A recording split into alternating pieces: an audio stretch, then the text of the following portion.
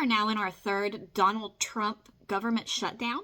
Keep getting comments like this one. I don't know why I'm surprised. I know what the internet's like.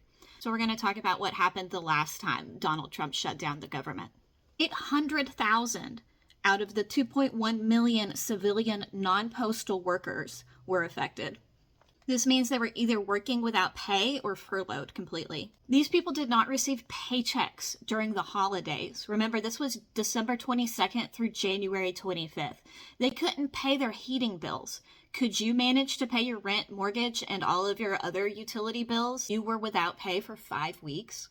Unemployment benefits varied by state.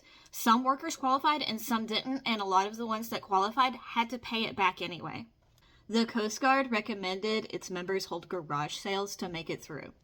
It cost the U.S. economy at least $11 billion, and these are just direct costs. It does not consider indirect costs like loss of revenue to businesses around government offices, loss of money to transportation agencies. If no government worker is going to government work in D.C., who do you think is riding the train?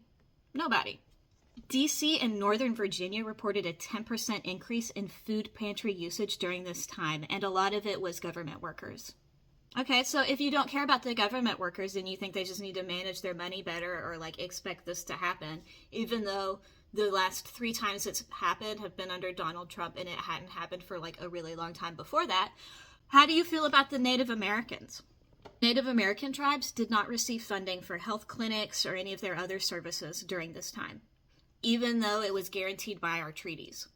And again, this was during the winter. The Navajo Nation was stuck inside their homes due to the lack of snow plowing, and food services were halted for 90,000 people across Native American reservations. The Chippewa say they lost $100,000 a day in federal funds guaranteed by the treaties. If you don't care about any people, what about the parks? National park staffing was bare bones at the ones that were even still open. By the 3rd week of the shutdown, 3 people had died at national parks, and 1 went unreported for over a week. There was nobody there. The amount of garbage and human waste began affecting soil quality in some areas, like in Yellowstone. Air traffic controllers went without pay. TSA was working without pay. 55% of TSA rightfully called out sick in January of 2019. We were supposed to help the Mexican government investigate a helicopter crash, and we couldn't. To say that these government shutdowns just prove how much we don't need the government is a ridiculous take. And there's not really any way I can put that other than that. It's just ridiculous. The longer they go on, the worse it's gonna get.